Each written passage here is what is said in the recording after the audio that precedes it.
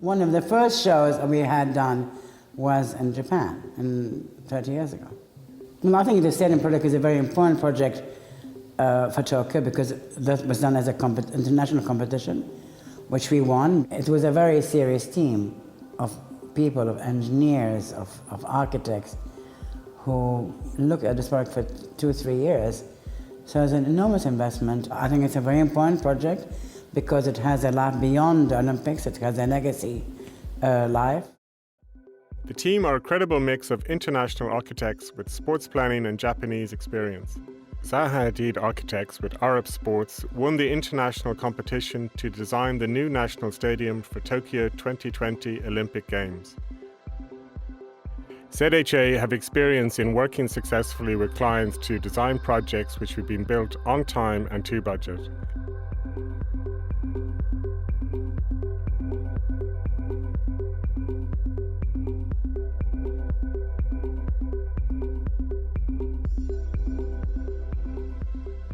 ZHA designed the London Aquatic Centre for the London 2012 Olympic Games. The project was successfully redesigned to achieve a revised budget. The design used a mix of temporary and permanent seating to become one of the most successful venues of the London 2012 Olympic Games. The venue has since become very popular and well used by the public. Arup Sports have extensive stadium design experience, from the new multi-purpose stadium in Singapore's Sports Hub to the Beijing Olympic Stadium in 2008, the Allianz Arena 2006 and the City of Manchester Stadium 2002. We have been collaborating on the design with 4 of the largest design consultants in Japan, led by Nikin Seke. Between them, these Japanese offices have designed 3 of the stadiums for the FIFA 2002 World Cup in Japan. The design was inspired by the past and future of Japan. The site is the site of the Tokyo 1964 Olympic Stadium, and it's an appropriate place to build a new national stadium which aspires to create a building which exceeds mere function to become a symbol of Japan's renewal and long-term optimism for the future. The basic components of stadium design are extrapolated to connect the stadium to a specific context of Guyane and beyond to Japanese culture as an expressive but efficient design. The design is derived from the articulation of structure and circulation, where structure is required to create roof cover over long spans without columns, and a lot of circulation is required to safely move 80,000 people in and out of the stadium. Proposed for practical reasons, the primary structure of 2 keel arches have a similar intent in silhouette and symbolism to traditional Japanese landscape bridges, so that the new stadium is based on a key motif from traditional Japanese landscape design and an appropriate addition to the sports landscape of the Guyane area. With cross ties, nature is further embodied in the design, where the express structure creates a distinctive flower petal geometry, so familiar in nature and to the Japanese public who have a close affinity to nature and the passing of the seasons. The flower petal geometry of the roof is continued into the facade, where the structure is not only expressed but inhabited. A series of diagonal stairways and elevated walkways are developed into an envelope of the stadium so that it functions as a stadium on event days, and every other day it's an extension of the pedestrian landscape of the Guyane area, allowing extended walks and elevated views over Tokyo. All of these public walkways are lined with Japanese timber, giving a tactile familiarity to the stadium which ties it back to the fundamental material of the Japanese environment and experience. The majority of facade is broken down by the petal geometry and clad in Japanese timber louvers, so that the overall effect at pedestrian level is a subtle interplay of Japanese timber cladding, giving the experience to the visitor of a direct resonance to the tree-lined landscape of Guyane and Japanese culture. The majority of roof structure is provided by catenary beams, which resonate the innovation by Kenzo Tange with his catenary beams for the Yoyogi National Gymnasium. we aspired to make the new stadium connect visually and symbolically with this Japanese icon of optimism, so that Tokyo 2020 leaves Tokyo with a stadium as well conceived and as beautiful as this gymnasium from Tokyo 1964. The roof is covered in transparent, lightweight fabric. The roof allows daylight in, allowing good turf growth, whilst allowing the spectators to experience the pleasure of daylight as they watch the events. At night, the stadium will glow and take on the appearance of a Japanese lantern. Together, the arches, catenary beams, and lightweight fabric combine to create an overall effect that represents the traditional craft and modernist innovation of Japan, so that it creates a renewal of the Japanese spirit of optimism for the future based on their confidence of their past.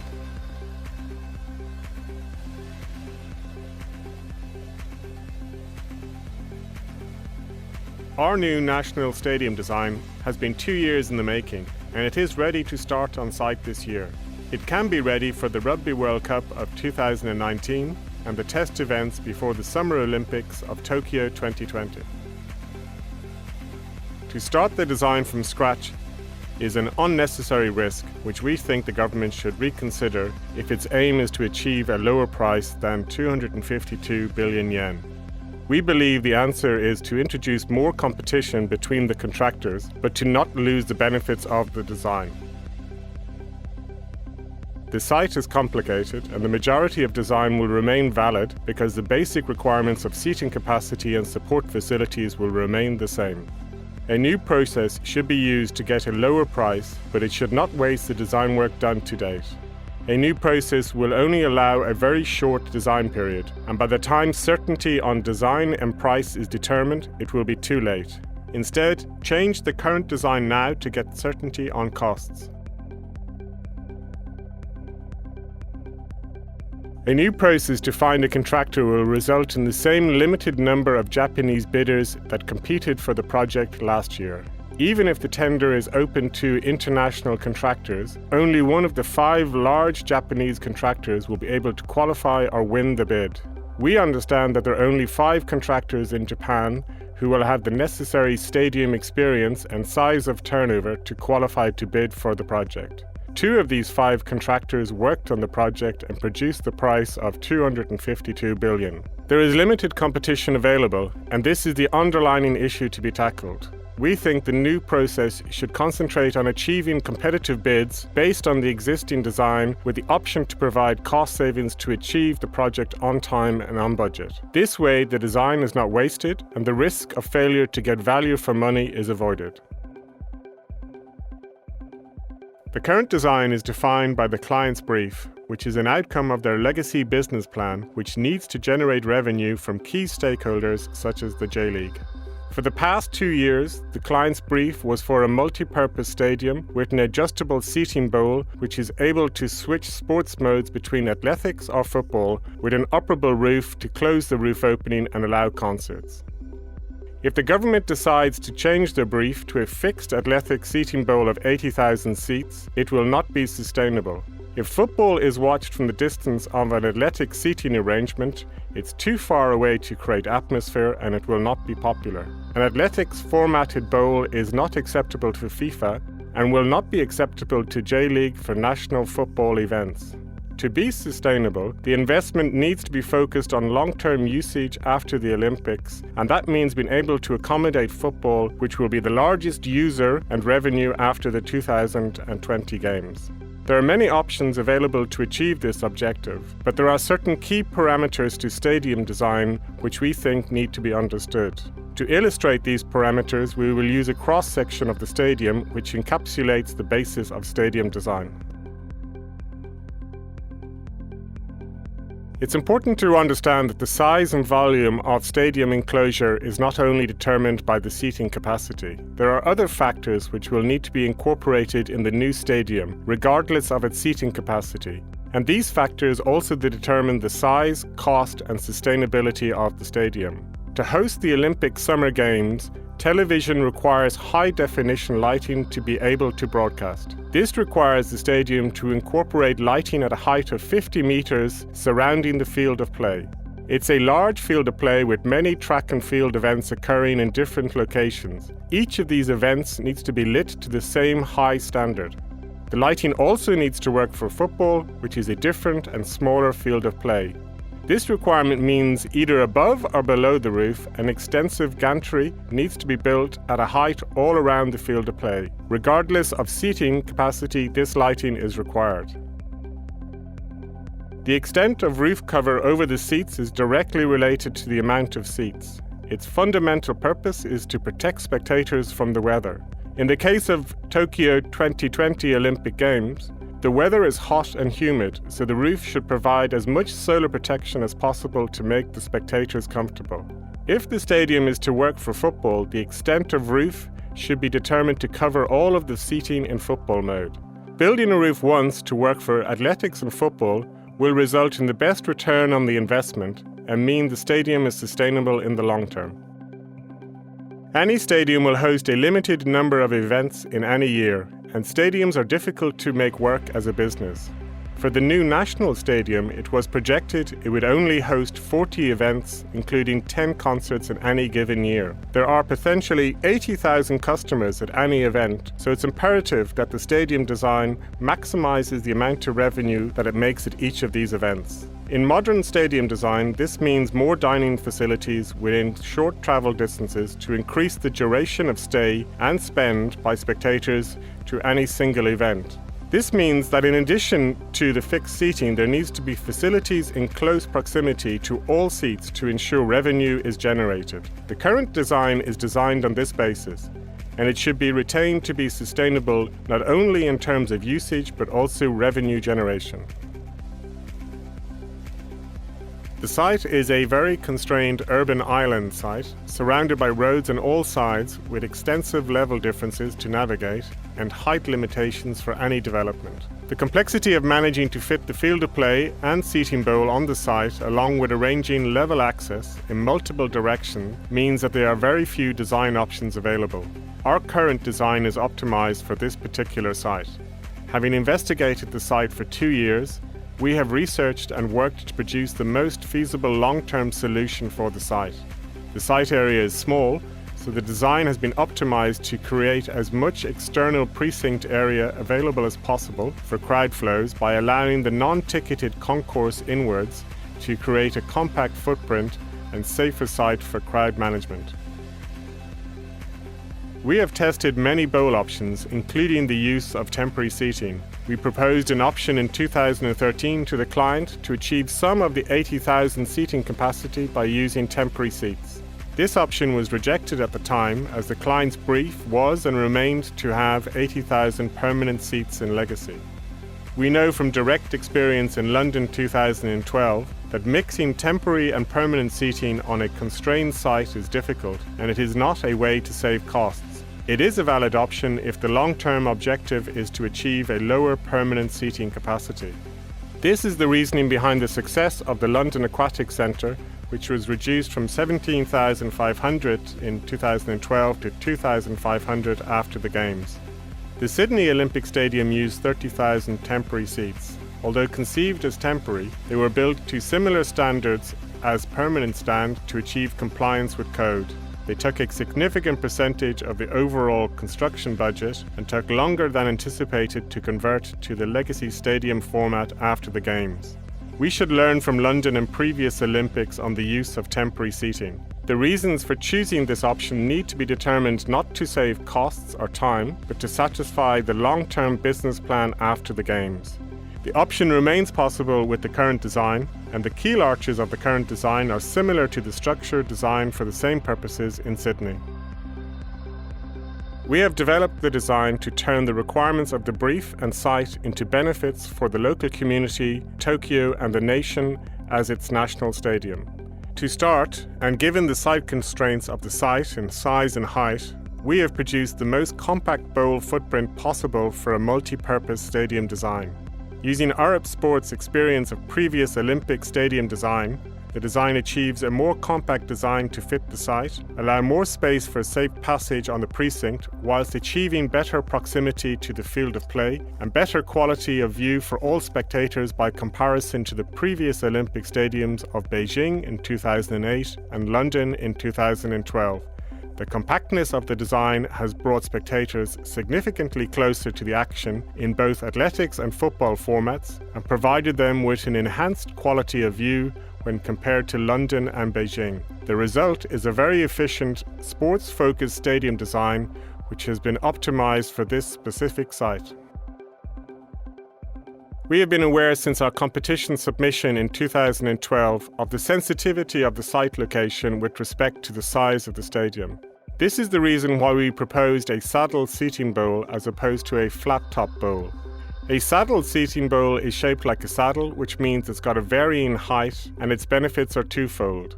The first is that it allows the majority of seats to be positioned in the most popular location along the middle of the field of play and requires less seats at the ends. The result is more seats that are easier to sell. The second advantage of the saddle bowl is that externally, the pedestrian perception of the stadium is much reduced, where the inclined elevation of the stadium comes down as low as 24 metres and rises to a height of 44 metres, so that from most viewpoints it will look and feel like it's lower.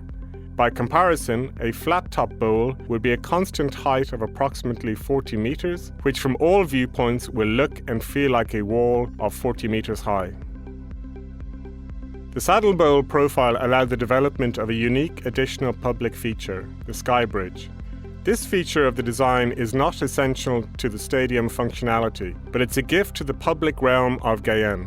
The Sky Bridge is an elevated walkway following the saddle bowl profile. It allows a daily usage of the stadium with elevated views, and it connects it into the daily walk or runs of the public in the Guyenne area. The Sky Bridge will be open every day, creating more direct access with the stadium than its event schedule.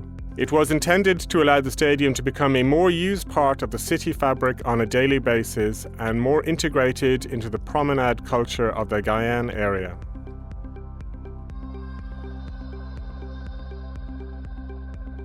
With our experience of previous Olympic deadlines, it was clear that the stadium design should have advantages in saving construction time.